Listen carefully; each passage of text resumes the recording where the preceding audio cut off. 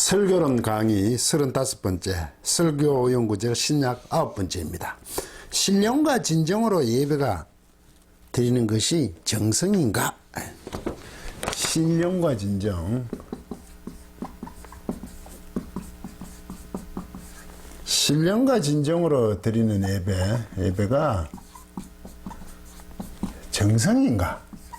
신령과 진정으로 드리는 예배라는 건 우리의 정성을 얘기하는가? 그런 얘기입니다. 요한복음 4장 24절 하나님은 영이시니 예배하는 자가 영과 진리로 예배할지니라. 개혁 개정판은 영과 진리를 했고 예전에 개혁한기는 신령과 진정으로 예배할지라 되어 있죠. 푸님 호세오스 카이투스 프루스킨타스 아우톤 엠 푸뉴마티 카이알리세이아테 프루스킨에인 이렇게 슈큐네인. 원문을 지키면 하나님이 영이시다. 그리고 그분을 예배하고 있는 자들은 영과 진리 안에서 반드시 예배하고 있는 것을 해야 한다. 대의. 이 본문 구절은 예배에 대한 정의에 해당하는 구절입니다. 신령과 진정, 영과 진리. 예배는 신령과 진정, 곧 정성을 다하여 드려야 한다고 합니다. 아마도 많은 성도들이 신령과 진정을 아주 진심으로 정성을 다하는 것, 허투루가 아니라 정성을 모아드려야 하는 것으로 알고 있을 것 같습니다. 과연 그럴까요? 본문 구절의 배경은 예수님께서 4장 3절 4절 앞절 3절 유대를 떠나서 다시 갈릴리로 가실새 4절 사마리아로 통과하여야 하겠는지라로 나옵니다. 사마리아를 통과하여야 하겠는지라. 여기서 조금 유심히 살펴볼 구절은 그 4절 사마리아로 통과하여야 하겠는지라 이겁니다. 원문을 직역하면 이렇습니다. 그러나 그분은 사마리아를 통과하고 있는 것을 반드시 하고 있었습니다 하겠는지라. 있었습니다. 통과하고 있는 것을 통과하는 건 좀 말이 이게 에데이를 썼습니다. 에데이.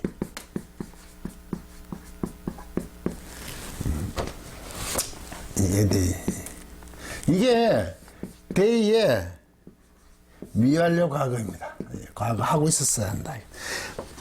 대의는 미완료가 반드시 해야 한다니까 반드시 하고 있어야 한다. 미완료 과거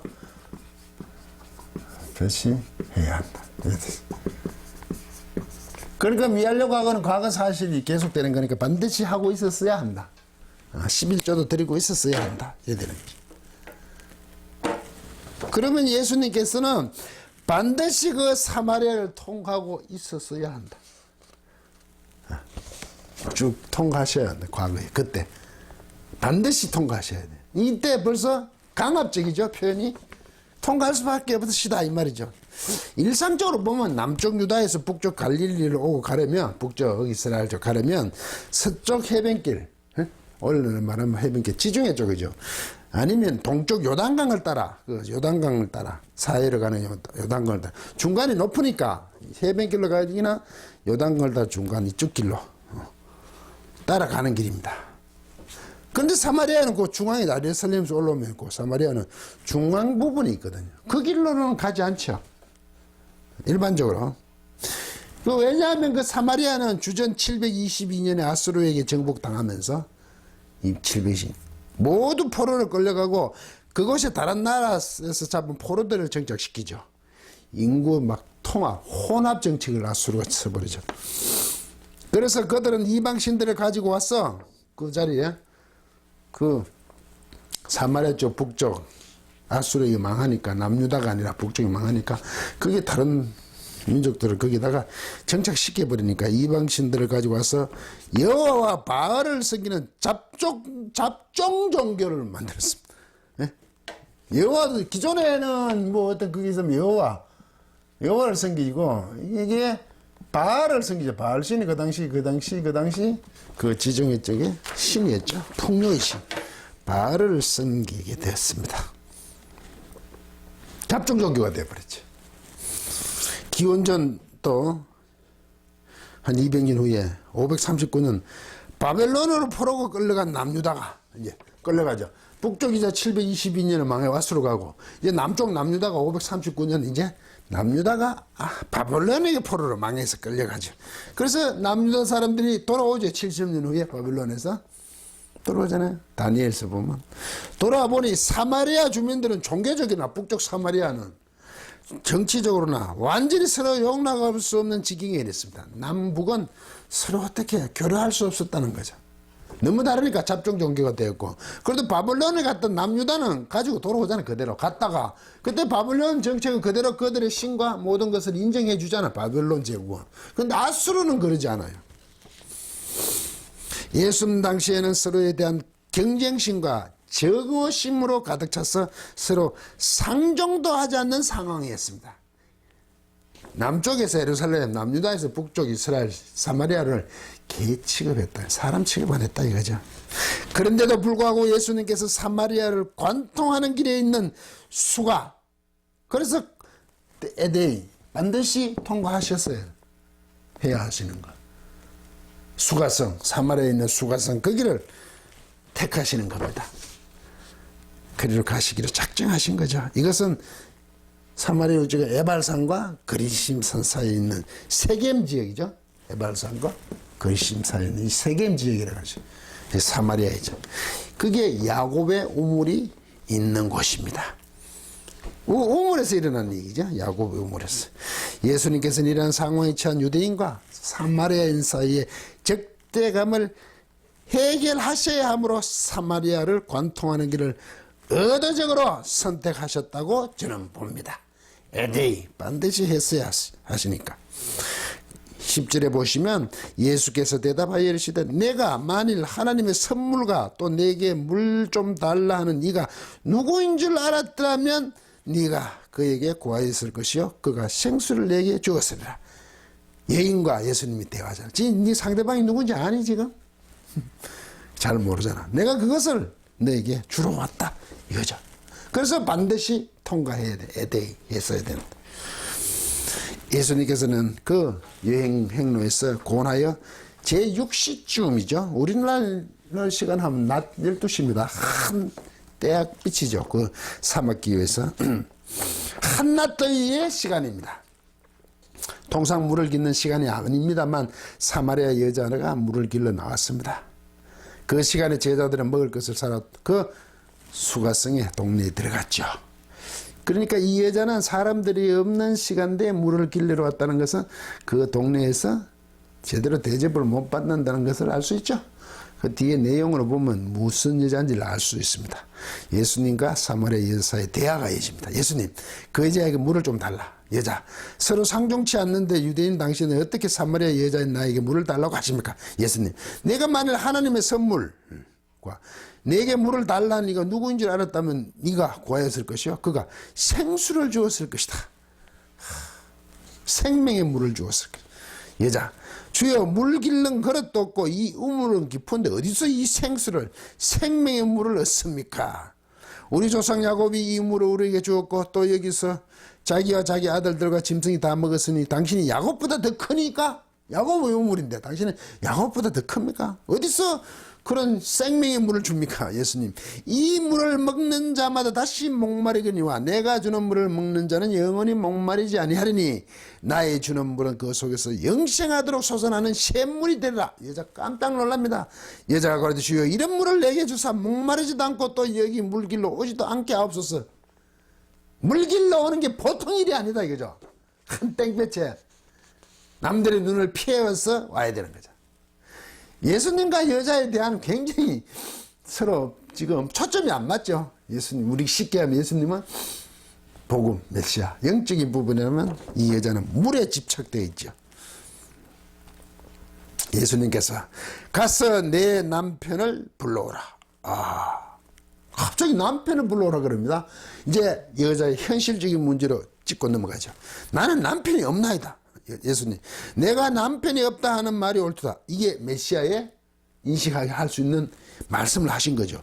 내게 남편 5이 있었고 지금 있는 자도 내 남편 아니니 내 말이 진리다. 참이다. 참되다. 여자, 주여 내가 보니 선지자로서이다. 어떻게 그걸 아십니까? 선지자입니다. 우리가 기다리는 선지자입니다. 라고 고백을 하는데 알겠지? 미심쩍죠. 우리 조상들은 이 산에서 예배하였는데 당신들의 말은 예배할 곳이 예루살렘에 있다 하더이다. 와, 이 여자가 그 수가성이 있는 여자, 수가성에서 그렇게 대접을 받지 못하는, 남들의 눈을 피해서 물을 들고 와야 되는 그 여자인데도 불구하고 예배에 대한 개념을 갖고 있었다는 게 놀랍지 않습니까? 이 여자가 자신의 개인적인 문제에서, 남편의 문제죠, 물을 길러오는 자신의 성경에서 종교적인 문제로 화제를 돌림이 놀랍습니다. 예배의 길을 끄집어낸단 말이죠. 사실 그 수가성에 그렇게 천대받는 여자면 예배에 무관가가야 되죠. 지도층들이 그렇게 알고 있어야 되는 거 아닙니까? 예수께서 가라사대 여자의 내 말을 믿으라. 이 산에서도 말고 예루살렘에서도 말고 너희가 아버지께 예배할 때가 이르리라. 너희는 알지 못하는 것을 예배하고. 사마리아 부족하죠. 사마리아는 아주 혼합 종교에 대해서 알지 못하는 것을 예배하고, 예배 자체가 성립이 안 되죠. 상황적으로 그렇다죠. 우리는 아는 것을 예배하느니, 이제 예루살렘에서는 그래도 그대로 여호와를 섬기는 것이 바벨론 포로에서 돌아왔다 이거죠. 현실적인 얘기죠. 이는 구원이 유대인에게서 남이니라. 이스라엘 쪽이 아니라 남쪽 유다다. 하나님께 참되게 예배하는 자들은 영과 진리, 우린 신령과 진정이지, 로 예배할 때가 오나니 곧 이때라. 아버지께서 자기에게 이렇게 예배하는 자들을 찾으시니라. 아, 우리 쪽에는 예배가 안 되고 당신들 이 산은 아니고 예루살렘에 들어야 한다니까. 아, 그게 아니다. 신령과 진지, 영과 진리 예배가 올 때인데 하나님께서 그걸 찾으신다. 장소적인 문제가 아니다. 이러죠, 지금. 너희들이 잘못하고 있죠. 그러다 예배의 감각이 있다는 것은 놀랍지 않습니까? 그리고 본문 구절이 나옵니다. 하나님은 영이시니 예배하는 자가 신령과 진정으로 예배할지니라. 이거는 원문을 한번 써보겠습니다. 푸뉴마 호세오스, 푸뉴마 호세오스 카이, 그리고 투스 목적격이죠, 복수. 프로슈 프로스 큐, 프로스 키논 타스 아오톤, 이게 엔 푸뉴마티 카이 알레세야 데이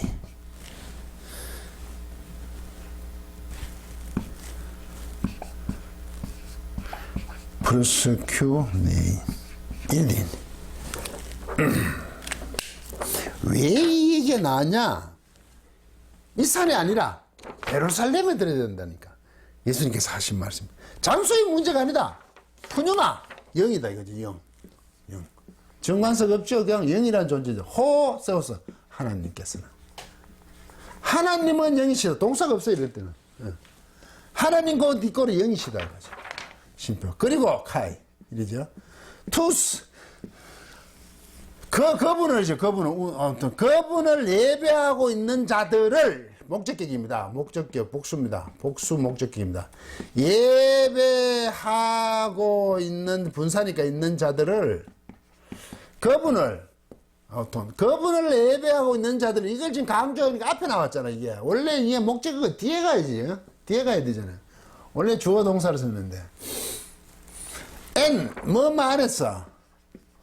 푸뉴마티 영, 정관사 없죠. 하나님이 영이시니까 영 안에서. 그리고 알레세야 진리, 참, 얘도 정관사 없죠. 영이란 것, 진리란 것 안에서 그분을 예배하는 자들을 데이 프로슈케인, 이게 부정사니까 이게 예배하는 자, 예배하는 것을 데이, 예배할지니라. 반드시 예배해야 돼. 그는 영 안에서, 영과 진리 안에서 예배하는 것, 이게 주어가 되면 이게 동사가 들어가는, 그가 예배하는 것을 반드시 해야 한다. 왜? 하나님이 영이시니까 그분을 예배하는 자들을, 아니면 이거의 주어가 목적어, 이게 부정사의 주어는 목적어거든요. 예배하는 자들이 예배하는 것은 반드시 한다. 이게 데이 이런 동사 같은 경우는 부정사를 또 주어로 취하는 이런 경우도 있으니까 그래 해석이 편해요. 예배하는 반드시 해야 되는. 그분을 예배하는 전에 예배하는 건 부정사 한 번 더 썼죠. 뭐 어단에서 영과 질, 신령과 영과 진리 안에서 해야 되는 예배는 하나님은 영이시기 때문에 예배하는 자가 예배하는 그분을 예배하는 자가 이걸 주어로 했네. 목적격인데 예배하는 자가 주권인데 목적을 이것을 이거 의미상 중에 예배하는 것 이거는 번역을 안 했네요.